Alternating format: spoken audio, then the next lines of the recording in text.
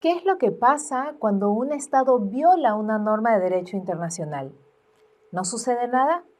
Vamos a averiguarlo. Responsabilidad internacional del Estado. Podemos definir la responsabilidad internacional del Estado desde diferentes perspectivas. Una de ellas es la que considera que la responsabilidad internacional es una institución jurídica. ¿Esto qué cosa quiere decir? Es un conjunto de normas que funcionan articuladamente para poder regir determinada situación.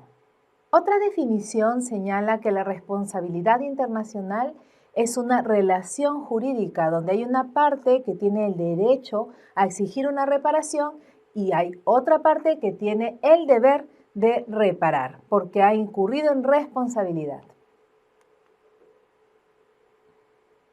Finalmente, la responsabilidad internacional también es considerada un principio general del derecho internacional y así lo señaló la Corte Permanente de Justicia Internacional en el asunto de la fábrica de Chorzów en 1928 cuando señaló lo siguiente.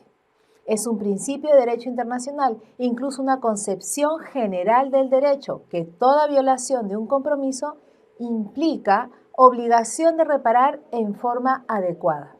La reparación debe, en la medida de lo posible, borrar todas las consecuencias del acto ilícito y restablecer la situación que, según toda probabilidad, habría existido si dicho acto no se hubiera cometido.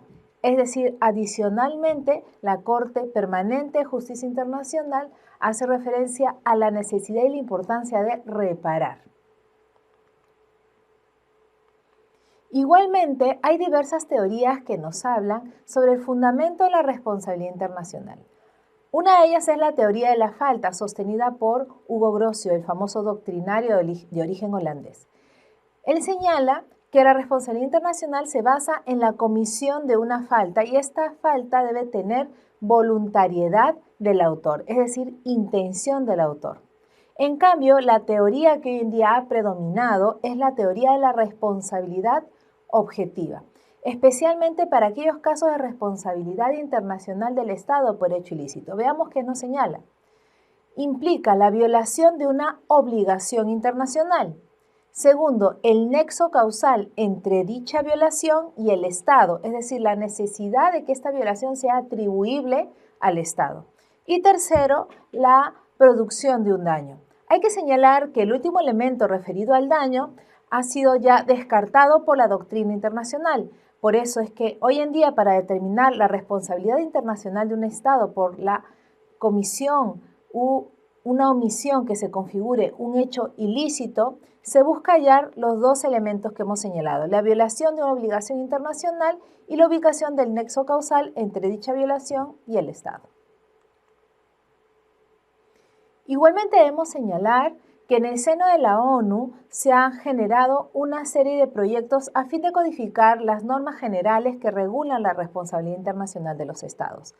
Podemos observar que en 1953 se aprobó la resolución 799 de la Asamblea General de la ONU, la cual solicitó a la Comisión de Derecho Internacional que inicie los trabajos sobre los principios de derecho internacional que rigen la responsabilidad internacional de los Estados.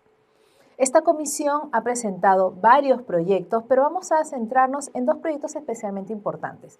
El de 1996, en la cual la comisión presentó un grupo de artículos, y en el del 2001, en el cual presentó un nuevo proyecto de artículos. De ahí debemos señalar que hoy en día no se cuenta con un tratado general que codifique las normas sobre responsabilidad internacional de los Estados por hecho ilícito. De ahí que debemos abocarnos a la jurisprudencia de los tribunales internacionales y, de hecho, usar a modo de referencia los proyectos de artículos de la Comisión de Derecho Internacional. Aquí podemos ver una pequeña clasificación de la responsabilidad internacional. Si la queremos dividir en función a los sujetos, podemos hablar de responsabilidad internacional de los Estados y de responsabilidad internacional de los individuos, pero en este caso en el ámbito penal.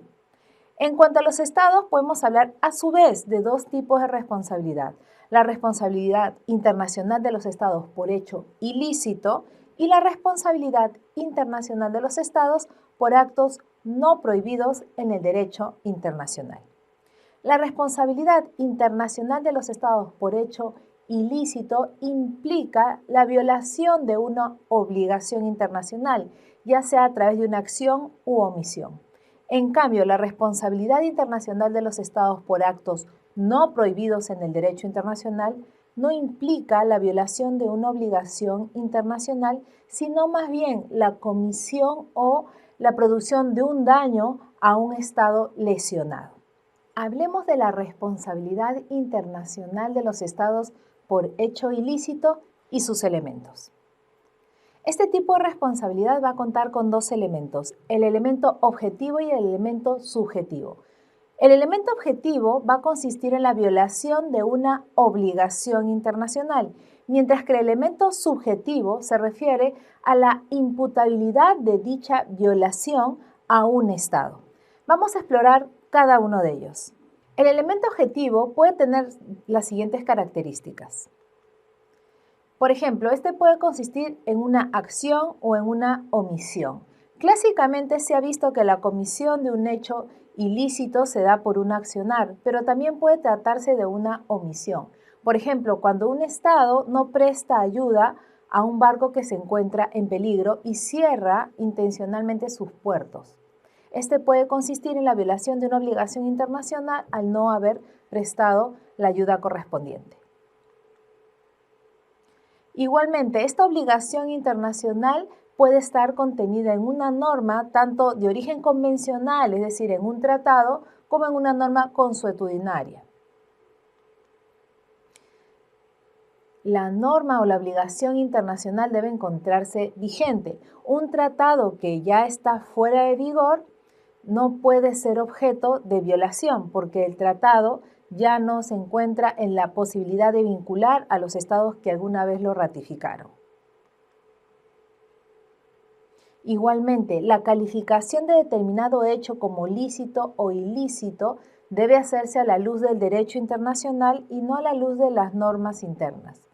Esto quiere decir, por ejemplo, que un Estado no puede invocar su normatividad interna para señalar que no ha incurrido en responsabilidad internacional porque, según su legislación nacional, esto no constituye la violación de una obligación.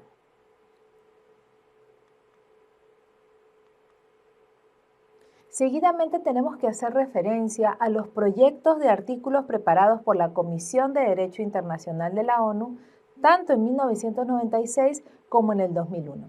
¿Cuál es la gran diferencia entre estos dos proyectos? El proyecto 96 señalaba lo siguiente en su artículo 19.